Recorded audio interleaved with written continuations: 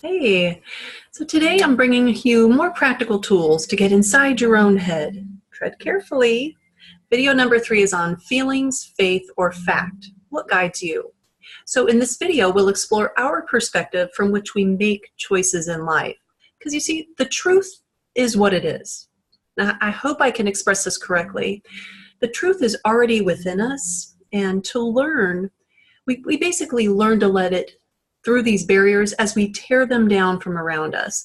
So it's like the truth is known, the truth is the truth, but we set up barriers and walls around us, and we filtered our experiences through those barriers and walls. And they were built over time and in response to protecting ourselves, or really based upon what others told us was true. Oof. I know, it's getting a little cerebral in here, but the truth is in our heart. Remember that distinction in video 2, the metaphorical heart, our spirit? So look at this phenomenon like those, like the aha moments that we experience. You've had those, we've all had those, like, aha, okay, yes, I got it, right? So this next lesson, it's a prime example of truths. So it's a model that will demonstrate how making choices, we base those in maturity, not impulse. So think about someone you know who is emotionally unbalanced. I did not say unstable. I'm emotionally unbalanced. Has good days, bad days, and you don't know which is coming your way until you are smack dab in the middle of it. Ever been there? I sure have. Very messy. All right, so I hope this isn't news to you, but we are constantly bombarded by external pressures. And as such, we can waver if we're not rooted in truth, in fact. Okay, so now think of that emotionally unbalanced person you know. One day they're up, next day they're down. Thursdays they're kind of so-and-so. I mean, it is just wild. It can be exhausting to say the least. So keeping in mind the ultimate goal of character is to be mature, decisive, consistent, and strong. The emotionally led are anything but, for the most part. They have their moments of clarity. But these people are completely consumed with their feelings, which means they are not available for you in any way, shape, or form on any meaningful level.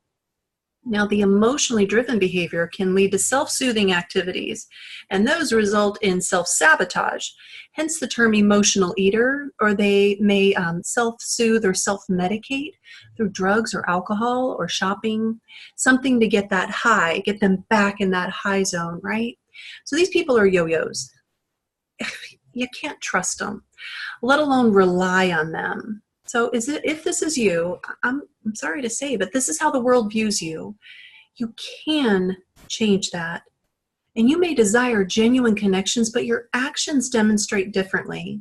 And as I've mentioned before, this is a safe place to face facts. I don't judge, and I certainly do not plan on starting. So I'm going to help shed light on what is as we go through these video lessons.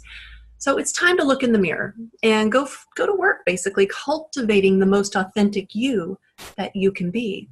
See, if you want life to be different, self-introspection is the quickest way to make that a reality, as long as you take action upon what you learn. So this leads me to faith. Now, we tend to think religion when we hear faith, but that is an error. See, faith has nothing to do with belief. Faith is a doing word. You're either stepping out, taking risks in faith, or you're not.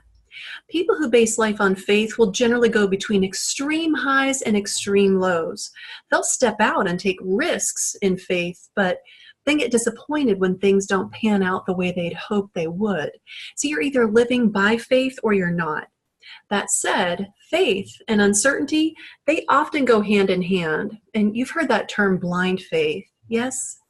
Okay, so when life is going according to their desires, faith-focused people are high on faith. When things go awry, they are as strong in their faith, but to the negative side of that swing. So they may have faith that things will never work out now.